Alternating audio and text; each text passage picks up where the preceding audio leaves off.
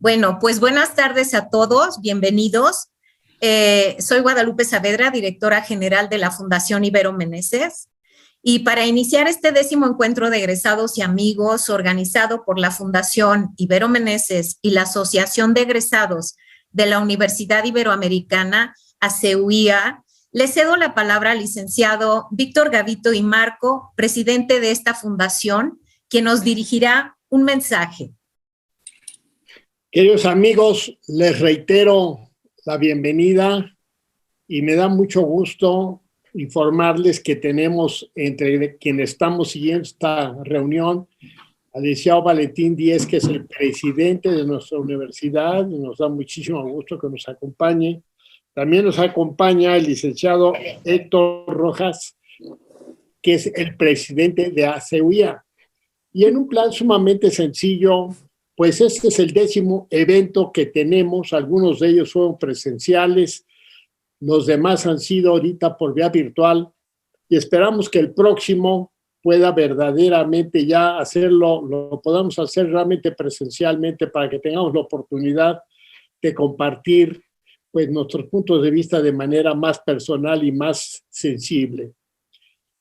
En este momento parecería que la pandemia ha pasado a segundo plano, pero no ha pasado al segundo plano. Simplemente no conocemos todavía los efectos reales que nos producirá la pandemia, cuáles serán los resultados. Todavía seguimos teniendo algunos problemas, pero ante esta actitud, pues lo más importante de nosotros es tomar nuestra responsabilidad y ver cuál es el trabajo que tenemos que cumplir para que nuestra sociedad sea lo mejor, lo más eficiente posible, y a la medida de nuestras posibilidades, que muchas veces son bastante limitadas, podamos verdaderamente ser unas personas que apoyen y promuevan el beneficio de todos aquellos que de alguna manera comparten con nosotros nuestras operaciones de carácter diario. La Fundación, como ustedes saben, ha estado apoyando el programa fundamental de alimentos. En otras palabras, estamos dando nutrición para la educación a través de un servicio magnífico que nos da Comedores Santa María, y pues cada vez hay mayor demanda realmente de nuestros servicios. En el momento actual estamos dando 2,000 comidas diarias y desearíamos realmente poder incrementar el número de estas comidas. Ustedes han visto ordinariamente en nuestra publicidad, a las cuales solicitamos 300 pesos mensuales, con los cuales apoyamos a un chico durante todo un mes para el aspecto de que tenga una alimentación.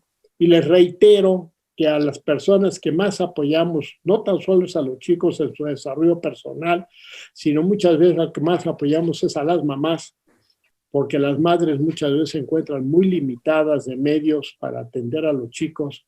Y ustedes entenderán el pensar de una señora cuando pues, no le puede dar nada al hijo, o lo que le puede dar es una cosa sumamente escasa. Entonces, por eso, en primer lugar, les reitero el agradecimiento a todos aquellos que nos han seguido apoyando en esta misión tan importante. Quisiera yo hacerles alguna mención, que ya les mandaremos algún comentario, alguna comunicación más formal sobre la corriente que ha habido de desaliento a las personas que son donantes, personas físicas. Realmente ha establecido la ley algunas limitaciones, pero esperamos que esas limitaciones las podamos superar de alguna manera y ya les informaremos a ustedes cómo se tiene esto que hacer. Quisiera nada más hacer una brevísima referencia a Carlos, que además de ser mi amigo, ha sido un hombre que realmente hemos compartido él y yo algunas cosas bastante íntimas en lo que se refiere a aspectos personales, aspectos religiosos, visión del mundo, etcétera. Y decirles que Carlos, con Mela, su esposa, y con Beatriz, han sido personas realmente claves para el desarrollo de todo ese trabajo que hemos hecho de poder proporcionar estos servicios a los chicos. Yo creo que es una trilogía realmente que ha impulsado tremendamente a la Fundación. Con ellos empezamos hace ya muchos años este trabajo, puesto que la Fundación ya tiene trabajando prácticamente 13 años de manera continua. Estos son los aspectos que son verdaderamente más relevantes. Entonces, no les quito más tiempo. Creo que la presentación de Carlos amerita que le prestemos toda la atención y le voy a pedir a nuestra directora, a la maestra Guadalupe Saavedra, nos haga el favor de presentar a la moderadora del evento. Muchas gracias, Víctor. Voy a permitirme leer la semblanza de Conchita Gavito. Es egresada de la carrera de Derecho de la Universidad Iberoamericana, empresaria en el sector turismo, ha pertenecido a diversas organizaciones de la sociedad civil. Actualmente forma parte del Comité de Asesores de la Fundación Ibero Meneses y vocal del Consejo Directivo, así como presidenta del Comité de Enlace Institucional. Adelante, Conchita, muchísimas gracias por participar con nosotros y, como siempre, apoyarnos. Muchas gracias, Lupita. Buenas tardes a todos. Bueno, antes de comenzar la plática y de que yo presente a Carlos, quisiera pedirles, por favor, que durante la sesión tengamos cerrados nuestros micrófonos y que todas las preguntas que tengamos, por favor, las enviemos al chat. Esto con el objetivo de dar orden y de mantener el silencio que amerita una plática de esta naturaleza. Muchas gracias. Y ahora tengo el gusto de presentar al maestro Carlos Núñez Urquiza. El maestro Carlos Núñez Urquiza es consultor en materia de empresa familiar, desarrollo de talento y fusiones y adquisiciones. También es el director ejecutivo del Centro Citibanamex para el Desarrollo de la Empresa Familiar en México. Es conferencista y profesor universitario en la Universidad Iberoamericana. En el Gobierno de México ha sido director general de la Secretaría de Educación Pública y subsecretario de Administración y Finanzas, es decir, oficial mayor de la Secretaría de Relaciones Exteriores. Es profesor de la Escuela de Administración en la Universidad Iberoamericana y fue director de la misma facultad. En su experiencia cuenta la participación en los consejos consultivos de diversas universidades. Fue el secretario ejecutivo del Consejo Nacional para la Calidad de la Educación en México.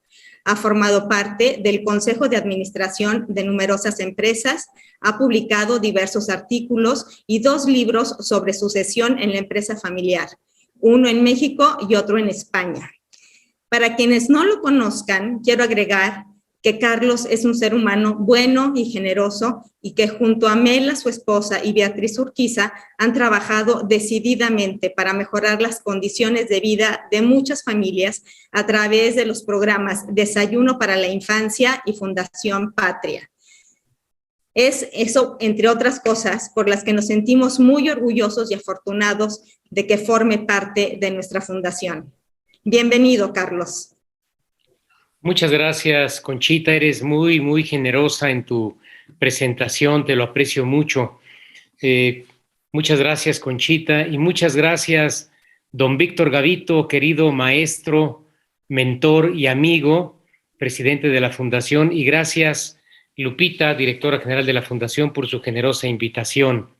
Con este tema que discutimos mucho, Víctor y yo, y me parece muy interesante, responsabilidad social de nuestros egresados en el mundo de la empresa.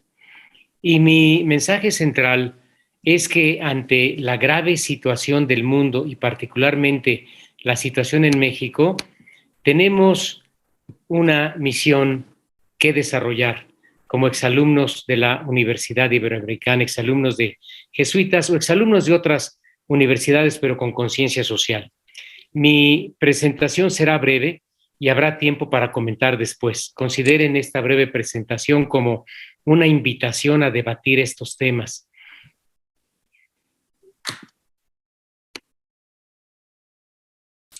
Comentaba con Víctor que convenía dividir mi presentación en 5 secciones muy breves. La primera es qué situaciones me parecen preocupantes, cuáles son las soluciones a nivel de organismos internacionales y gobiernos, a nivel de las empresas, de la responsabilidad corporativa de las empresas, a nivel individual, y al final quisiera terminar haciéndoles una invitación.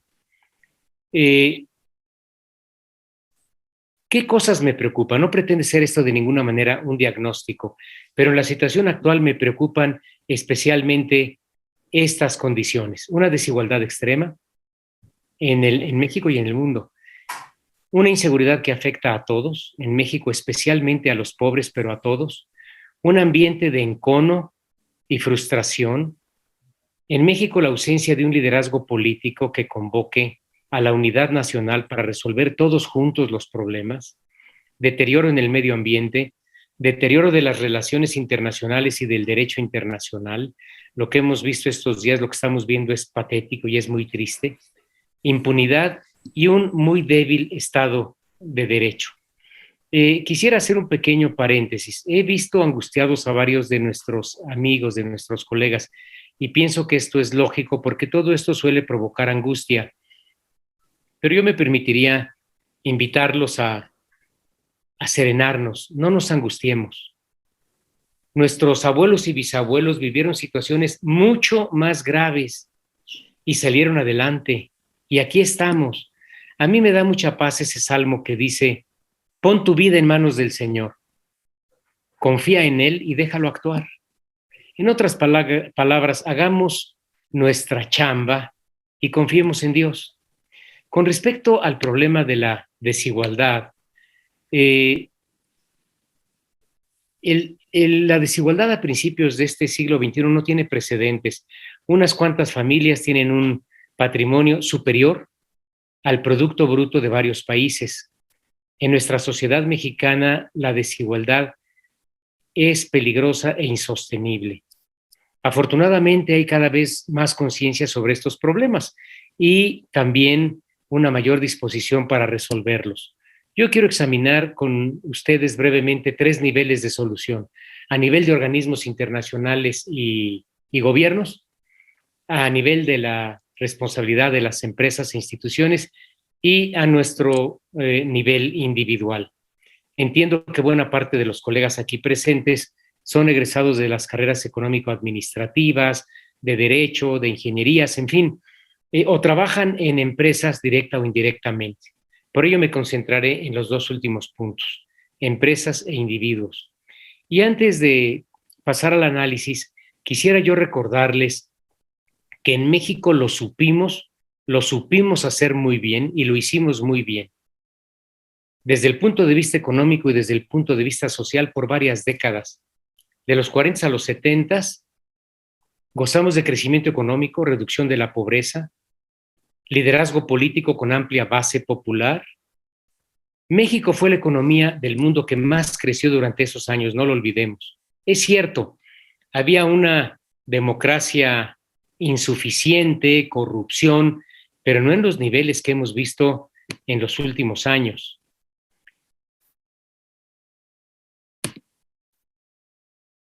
El percentil superior de las familias en el mundo posee casi el 50% de la riqueza mundial, la mitad inferior de la población, menos del 5%. En 1987 había 140 multimillonarios y en el 2020 más de 1,400. De 5 multimillonarios por cada 100 millones de habitantes pasamos a 50. Y yo les quiero decir que muchos de estos multimillonarios, y yo he sido testigo de ello, destinan buena parte de sus recursos para aliviar la pobreza, pero no es el caso de todos. Las 5 familias más ricas en México poseen lo mismo que un 25% de la población. Algunos de estos capitales, les decía, ayudan mucho a aliviar la pobreza y ampliar las oportunidades, desgraciadamente no todos. Las doctrinas capitalistas radicales justifican esta desigualdad diciendo el vaso se derrama, el vaso lleno derrama hacia abajo. La verdad es que el vaso lleno generalmente no derrama, sino que se hace más grande. Conforme alcanzamos ciertos objetivos económicos en lo personal, aumentamos nuestro nivel de aspiraciones y deseos y el vaso se hace más grande. Sí, hay casos ejemplares en los que el vaso derrama, pero no son la mayoría. Hay que ser realistas, siempre existirán los pobres, la pobreza y la desigualdad. Pero lo que no se vale es la pobreza extrema. Es posible atenuarla con el compromiso de todos nosotros. porque la desigualdad extrema pone en riesgo nuestra convivencia democrática. Lo estamos viendo en México y en varios países de América Latina. Las instituciones se han debilitado y a mayor desigualdad, mayor desprestigio de líderes empresariales, de la empresa como institución. Es impresionante cómo hay sectores que quieren quitarle cada vez más espacio a la actividad del emprendedor. Hay resentimiento social contra líderes empresariales y empresas, y todo esto es una tierra fértil para gobiernos populistas y para levantamientos sociales.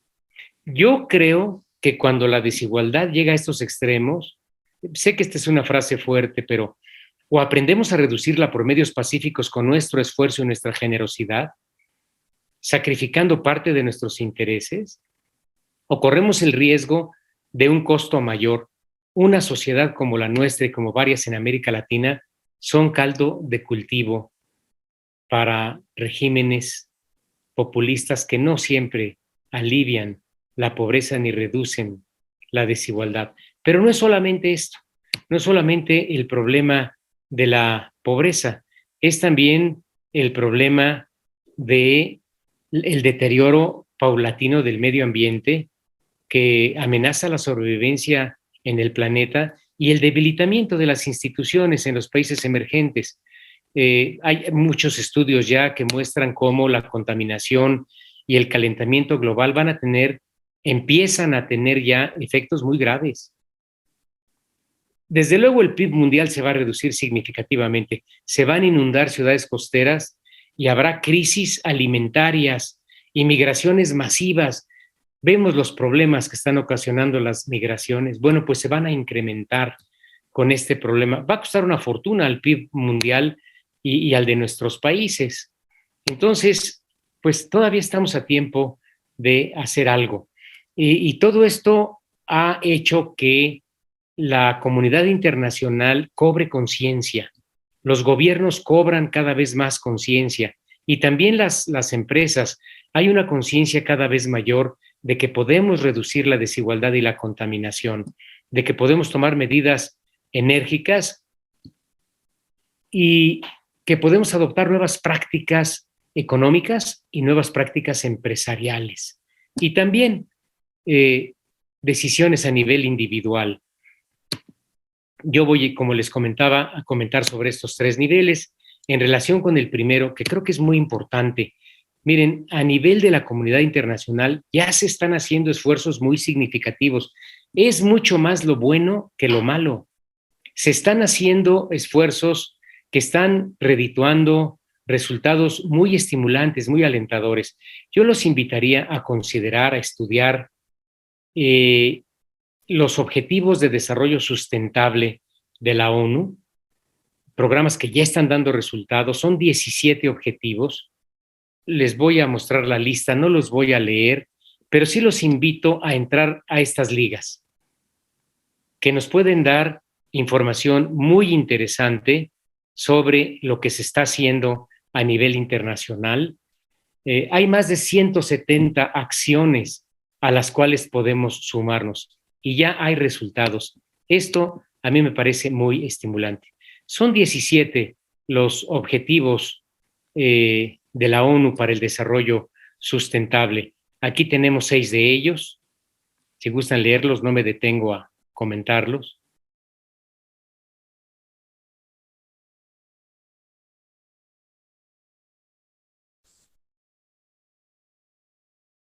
Aquí tenemos otros 5 objetivos muy ambiciosos. Como ven, cubren todo el espectro de necesidades sociales, económicas, ambientales.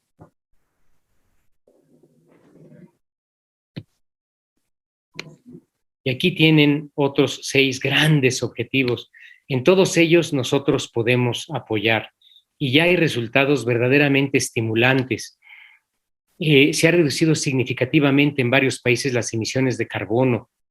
Varias industrias han cambiado a energías limpias. 140 países han recibido apoyo para dar cumplimiento a los acuerdos de París, etcétera, etcétera. Hay avances muy significativos que pueden ustedes ver a través de Internet. Esto con respecto al nivel de organismos internacionales. Ahora, con respecto a nivel de la empresa, yo estoy tengo mucho ánimo porque advierto nuevos estándares, una nueva filosofía, cobra fuerza un nuevo renacimiento. El compromiso de la empresa con todos los stakeholders, no solamente con los shareholders, los accionistas, como era hace 50 o 60 años, y muy particularmente con ese movimiento friedmaniano de hace 30 años, que negaba la responsabilidad social de las empresas. Ahora vemos un nuevo renacimiento. Suele conocerse como responsabilidad social corporativa, Corporate Social Responsibility, ciudadanía corporativa, ESG, en fin, hay diferentes nombres, pero son que significan más o menos lo mismo. Este nuevo renacimiento orienta a la empresa hacia varios stakeholders. Habla del trato y la promoción de los colaboradores, más que empleados, colaboradores de la empresa, su desarrollo, sus condiciones de vida, clientes y proveedores, precio y calidad, cumplimiento, fisco, gobierno, fortalecimiento de las instituciones y responsabilidad social y ambiental. Es decir, pone a la persona al centro, que es la filosofía de la doctrina social de la Iglesia, es la filosofía de la Compañía de Jesús, en la cual algunos de nosotros estudiamos. Yo los invitaría a releer esas magníficas encíclicas del Papa Francisco, Laudato Si y Fratelli Tutti. A mí me estimula ver que se está desarrollando un nuevo estándar. Las compañías de Fortune 500 gastan cientos de millones de dólares en actividades de responsabilidad social corporativa, orientadas a satisfacer estos valores sociales y las preferencias de los consumidores. Fíjense qué interesante. Los millennials, afortunadamente, tienen otras preferencias de compras, de consumo. Seleccionan sus proveedores de manera diferente a como lo hacíamos nosotros. Más del 70% de ellos, hace 4 años, no tengo la última estadística, preferían empresas con una responsabilidad corporativa alta. Y claro, todo esto fomenta la innovación y fomenta el intraemprendurismo. Hay instituciones como Larry Fink, la que comanda Larry Fink, BlackRock, el mayor inversionista del mundo, que no invierte en una empresa sin revisar antes su responsabilidad social corporativa. Esto lo conoce don Valentín mucho mejor que yo, porque BlackRock le trabaja sus inversiones a los clientes de Banamex. El fondo de pensiones de Japón, que hace pocos años tenía 1.600 millones de dólares, 1.6 billions, ahora casi 2 billions, lo mismo, revisa la conducta social corporativa, ambiental, el trato interno al personal de las empresas antes de invertir en ellas. Y esto impacta, Esto impacta. Por eso más del 90% de las empresas más grandes producen un informe anual de responsabilidad social corporativa y se están sumando cada vez más las empresas medianas y pequeñas, cada vez más. Este movimiento está llegando a México, no ha tenido en México la fuerza que tiene en otros países, pero está permeando a las empresas mexicanas también. De alguna manera estamos viendo a las empresas con un sentido de propósito diferente, como el que nos enseñaban Valentín Díez Morado y Víctor Gavito hace 50 años cuando estudiábamos en la universidad. Claro, estos modelos, y es importante decirlo, exigen una buena colaboración entre los diferentes actores sociales. Por ello, sería ideal que en México hubiese más colaboración entre los diferentes actores sociales, empresas, instituciones, sociedad civil y gobierno de la República, para poder realmente construir modelos de economía social y solidaria que no excluyen de ninguna manera la rentabilidad del capital. Las empresas se mueven por el interés de una ganancia, sin duda alguna, No podemos caer en la ingenuidad, pero las empresas pueden tener un profundo sentido de propósito, y eso es lo que queremos. Claro, esto implica desarrollar y adoptar nuevas métricas, ¿no? Por ejemplo, para pagar el costo de las externalidades en el medio ambiente. Lo que no mides, no lo logras. Si cambian los marcadores, bueno, pues entonces tenemos conductas diferentes. Contamos ya con mediciones viables, auditables y replicables, y lo ven en la mayor parte de las grandes empresas americanas. Yo quisiera decir algo que me parece muy, muy interesante, y aquí sigo en buena medida a los dos libros cuya lectura les recomiendo al fondo de esta lámina. El libro de Rebecca Henderson, que se llama Reimaginando el capitalismo en un mundo en llamas. Fue mejor libro del año hace 2 años. Y el libro del conocido Raj Sisodia, Capitalismo Consciente, que nos ha acompañado en algunas reuniones en Banamex. Ellos ofrecen mucho más datos. Yo seleccioné algunos nada más para no abrumarlos con datos, pero el mensaje que quiero transmitir es que la responsabilidad social corporativa no solamente es necesaria para evitar la ruptura social y mejorar el medio ambiente, sino que adicionalmente es un buen negocio. Quizás deba de corregirme. Puede ser muy buen negocio. En una muestra que tomó Raj Sisodia encontró que el rendimiento anual de las empresas con una alta calificación en responsabilidad social corporativa fue del 10% contra el 4% de las empresas que tenían una baja calificación en responsabilidad social corporativa. Y antes de 10 años, unas habían multiplicado su valor de mercado 4 veces más que las empresas con baja responsabilidad social corporativa. Y la lealtad del personal en las primeras se había multiplicado por 5. También la lealtad de los consumidores.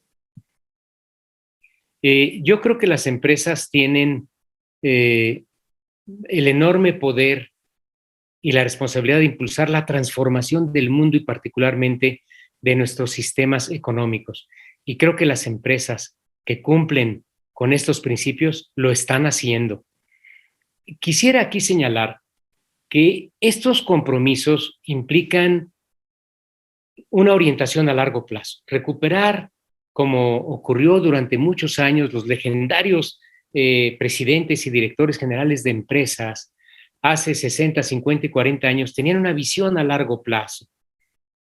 Después, en los años 80 y 90, muchas empresas se orientaron no al corto, sino al cortísimo plazo. Es decir, al trimestre, a revisar los resultados cada trimestre, porque eso impactaba el valor de la empresa y la remuneración de los presidentes de las empresas, que pasó de un promedio de $8 millones en los años 80 a 30, 40, 50, 60 millones de dólares a partir del año 2000. Pero se está recuperando esta visión a largo plazo. Yo quisiera referirme ahora a nuestra responsabilidad individual. Además de la tarea de los gobiernos y las empresas, nos toca en lo individual a nosotros construir una nueva relación entre nosotros mismos. Esta relación se ha quebrado. Veamos la hostilidad que vivimos en nuestra sociedad. El Papa Francisco dice, vemos al otro como desechable. Es pues necesario construir una nueva relación entre nosotros mismos. Y yo creo que es posible. Para ayudar a nuestra reflexión personal de cada uno, cómo construir una nueva relación, yo los quisiera invitar a leer el discurso del padre provincial de los jesuitas y del nuevo rector Luis Arriaga Valenzuela en la toma de posición de este último. Yo voy a destacar unas cuantas frases del discurso de este último, de Luis Arriaga Valenzuela.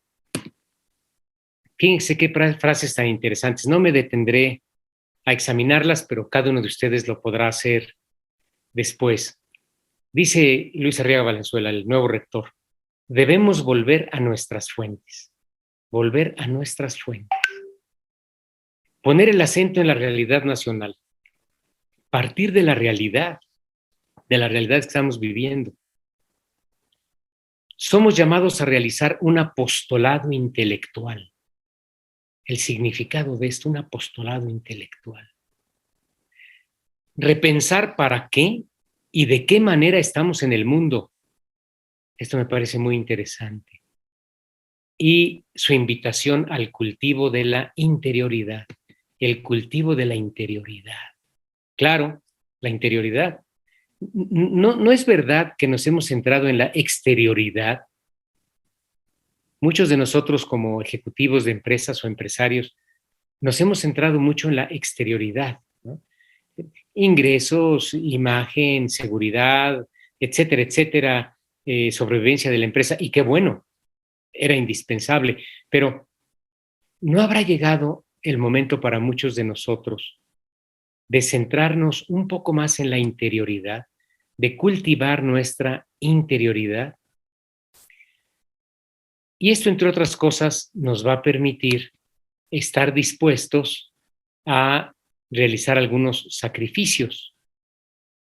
Las medidas y las acciones exteriores que hemos comentado no son suficientes.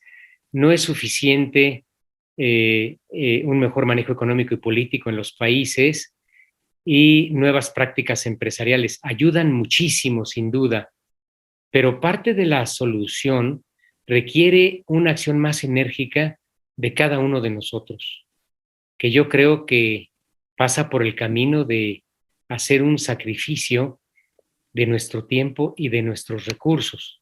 ¿Qué podemos hacer?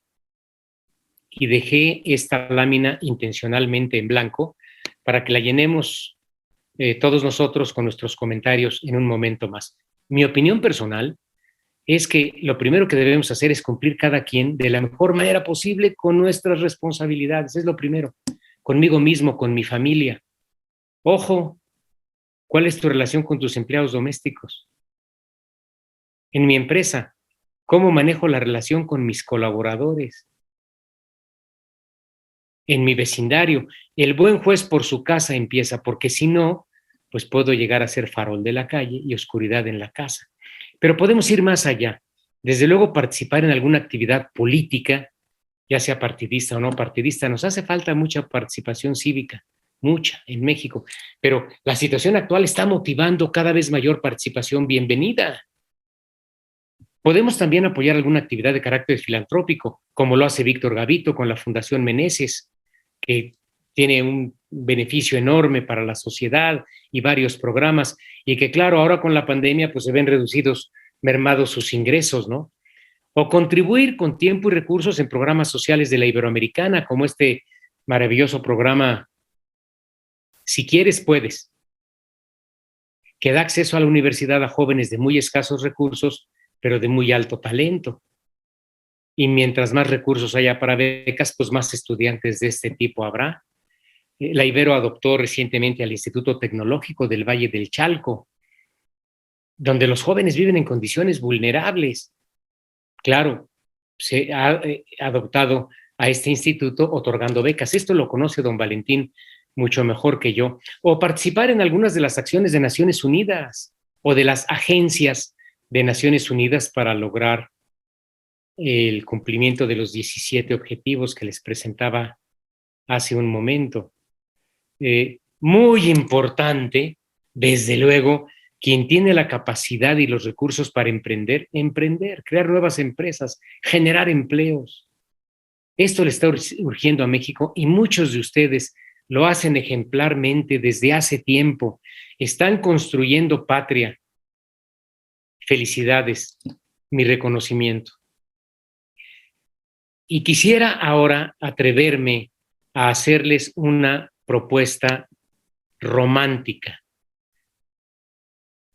Voy a hacerles una propuesta que puede parecerles ingenua, pero creo que es concordante con el ideario de la Iberoamericana. Yo pienso que en este momento lo generoso y lo romántico, pues es la solución más práctica. Y me referiré a un hermoso pasaje del Evangelio que puede ilustrarnos sobre nuestras posibilidades, nuestras grandes posibilidades, de ir mucho más allá de lo que nos hemos creído capaces. Me refiero a ese maravilloso pasaje de la multiplicación de los panes. Ustedes recuerdan, Jesús, el Señor, predicó largamente a una muchedumbre en la que había 5,000 adultos y aparte mujeres y niños. Y como se hizo tarde, los discípulos se le acercaron y dijeron: Maestro, estamos en un lugar muy despoblado y ya se ha hecho muy tarde, despide a esta gente para que vayan a las aldeas, a los pueblos más cercanos y, hombre, pues compren algo de comer. La respuesta de Jesús a esta propuesta que pues parecía muy lógica, ¿no? Pero la respuesta de Jesús los dejó perplejos. Les dijo: denles ustedes de comer. Denles ustedes de comer. Y los discípulos se quedaron sorprendidos, dijeron: oye, maestro, a ver, vamos entendiéndonos. ¿Quieres que vayamos nosotros a comprar 200 denarios de pan para alimentar a esta multitud? Pues obviamente no tenían ese dinero. No digamos 200 denarios, ni 30 denarios. Y entonces Jesús les contestó, en vez de atenerse a la lógica, el maestro les contesta: a ver, ¿cuántos panes tienen? Vayan a ver. Bueno, pues fueron a ver y volvieron estos y le dicen al Señor Jesús: pues mira, hay 5 panes y además 2 pescados, como diciendo, pues no va a alcanzar ni para nosotros, tú y tus discípulos, así que tú dirás. Y entonces Jesús les dijo: bueno, pues sienten a las personas, que se siente toda la gente. Estos perplejos, obedeciendo al Señor, sentaron a toda la gente y dijeron: ¿qué irá a hacer el maestro? ¿Quién sabe? Jesús tomó los 5 panes y los 2 peces, levantó los ojos al cielo, pronunció la bendición, partió los panes y los pescados y los iba dando a sus discípulos para que los entregaran a las personas. Ustedes saben lo que ocurrió. Comieron todos hasta saciarse. Incluso se llenaron 12 canastos con los pedazos de pan que sobraron, sin contar lo que sobró de los pescados. Los que comieron, dicen los evangelistas, fueron más de 5,000 hombres. Yo creo que hoy resuena con más fuerza la voz del Señor Jesús. Denles ustedes de comer. No se preocupen que sus recursos sean insuficientes, pero sí pongan lo que puedan, pongan lo que tengan y yo lo bendeciré, nos dice el Señor. Entonces, me gustaría concluir con la pregunta: ¿y tú? ¿Tú cuántos panes tienes? Víctor, muchas gracias. La fundación que tú presides con tanto cariño y entrega multiplica los panes con la ayuda del Señor. Muchas gracias, Víctor, Conchita, Lupita. Si te parece, Víctor, abrimos a discusión. Hola, Carlos. Antes que todo, permíteme, es que tenía el micrófono apagado, pero... Yo, antes de discutir, pido un aplauso para Carlos. Eduardo, gracias. Bueno, gracias, Lalo. Sí. Muchas gracias, Carlos, por tu magnífica exposición. Y después de escucharte, comparto contigo el optimismo de confiar en todas esas personas y empresas que están comprometidas con la responsabilidad social y que seguramente harán que vivamos un mejor futuro. Por otra parte, me quedo con esta sensación de que la ética y los negocios siempre deberían ir de la mano. Y como decías, hasta hace no tantos años, eso no formaba parte de la visión de una empresa, ¿no? Se favorecía claramente pues, que hubiera beneficios para los accionistas. Finalmente, me quedo también con la idea de que la responsabilidad social es básicamente una estrategia basada en un conjunto de acciones perdurables para darle viabilidad a las empresas a largo plazo. Entonces, esto me parece que es conocimiento muy significativo. Te agradecemos que lo hayas compartido con nosotros. Y ahora vamos a pasar a las preguntas. Bueno, aquí tenemos una. Muchos de los aquí presentes somos empresarios interesados en adoptar un enfoque de responsabilidad social. Sin lugar a dudas, el reto es imponente. ¿Cuáles son los primeros pasos que nos recomendarías seguir? Quiero decir que si alguna pregunta es muy difícil, como Conchita las está seleccionando, yo ya quedé que se las voy a regresar a Conchita, que tiene mucha más preparación que yo. ¿Cuáles son los primeros pasos? Yo creo que lo primero es estudiar un poquito, ¿no?, de estas tendencias de responsabilidad social corporativa, porque leer a Rax Sisodia, leer a Rebecca Henderson, en fin, hay varios autores, te abre los ojos de la imaginación y descubres muchas cosas que puedes hacer que son sencillas, que no son costosas, pero que tienen mucho efecto, ¿no? Y entonces aquí verás la experiencia de muchas empresas. Y una vez hecho eso, revisar contra las prácticas de tu propia empresa. Revisar contra las prácticas de tu propia empresa. El buen juez por su casa comienza. Bueno, y revisar también nuestras prácticas en nuestra familia, ¿no? ¿Cómo es la relación, por ejemplo, con nuestros empleados domésticos? Ahí enseñamos el cobre o enseñamos nuestra buena disposición. Y una vez hecho eso, adoptar aquellas prácticas en donde la relación costo-beneficio sea más favorable, porque no todas las prácticas son accesibles a todas las empresas. Algunas empresas están, sobre todo ahora en estos tiempos de pandemia, con el agua hasta aquí. Entonces, algunas no pueden adoptar muchas de estas prácticas, pero sí algunas. Entonces, si tú revisas, por ejemplo, las 170 acciones de la ONU o las prácticas de algunas empresas, podrás adoptar varias de ellas. Esa sería mi respuesta. Muchas gracias, Carlos. También hay otra pregunta que pone, ¿cómo integrar la rentabilidad social en la evaluación del desempeño de la organización? Bueno, lo están haciendo ya varias empresas en Estados Unidos. Preparan un informe anual, ya más del 90% de las Fortune 500, la mayoría de las empresas de Wall Street, preparan un informe anual sobre el efecto social y ambiental de las acciones de la empresa y cuantifican. Entonces, leyendo los reportes de estas empresas, podemos encontrar qué métricas están utilizando. Es muy ilustrativo y podemos adoptar algunas de ellas. Claro.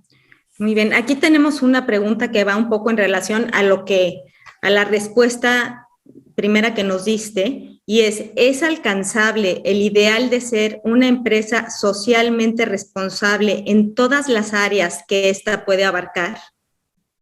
Gradualmente sí. Yo creo que la respuesta es un contundente sí, pero no de un día para otro, ¿no? No de un día para otro. Sí, pero tendremos que ir gradualmente conforme las posibilidades de la empresa nos lo vayan permitiendo. Y lo que yo creo, Conchita, es que las posibilidades de la empresa serán mayores en la medida en que vayamos adoptando estas prácticas. Se retroalimenta, es decir, más que imponer un costo adicional a la empresa, es la experiencia de muchas de ellas que rinde un beneficio adicional a la empresa. Al menos así lo muestran los resultados de cientos de empresas en el mundo, ¿no? Exacto. Tenemos otra pregunta que dice lo siguiente: ¿existen empresas que por su giro o por pertenecer a una cierta industria son intrínsecamente incompatibles con la responsabilidad social? Por ejemplo, la minería a cielo abierto, las petroleras, la moda rápida, etcétera. Y en caso de que la respuesta sea afirmativa, ¿qué pueden hacer para ser lo más socialmente responsables? Sí, yo creo que depende de cada una de estas empresas y de cada una de estas industrias. Una empresa que utiliza energías contaminantes no puede cambiar de un día para otro, pero sí puede iniciar el proceso de cambio y comenzar a utilizar energías no contaminantes, al menos en algunos de sus procesos. Al menos en algunos de sus procesos. Hablabas de la moda. Bueno, me da pena decirlo, pero pues el maltrato a los animales es brutal. es brutal. Afortunadamente ya hay empresas que promueven lo que le llaman el lujo sustentable, Fair Luxury. Fair Luxury. Tú conoces a Andrea Mija, Conchita, ella está promoviendo artículos de lujo, bolsos para mujer de lujo, pero utilizando materiales que excluyen a la piel animal. Entonces, ya hay muchas iniciativas que tratan de reducir el maltrato animal y que ponen como requisito para utilizar esos materiales el buen trato animal. Entonces, yo creo que en todas las empresas se puede y el cambio pues tendrá que ser gradual, ¿no? Pero hay que empezar ya. Perfecto. Sí, es en donde podamos. Hay que empezar en donde estamos y hagamos lo que podamos con lo que tengamos, ¿verdad? Sí. Exacto. Carlos, no quiero dejar de decirte que muchísima gente en el chat te está felicitando, que muchas gracias, que fue francamente inspiradora esta conferencia. Y bueno, pues yo le pasaría ya la palabra al licenciado Víctor Gavito para que respetemos el tiempo de la conferencia y vayamos hacia la parte final. Muchas gracias, Carlos. Muchas gracias, Conchita, muy amable. Oye, Carlos, tú hablaste de la multiplicación de los panes. Yo creo que tu plática lo que ha hecho es ha multiplicado las inquietudes y las aspiraciones. También hablaste de estas personas que si quieren, pueden.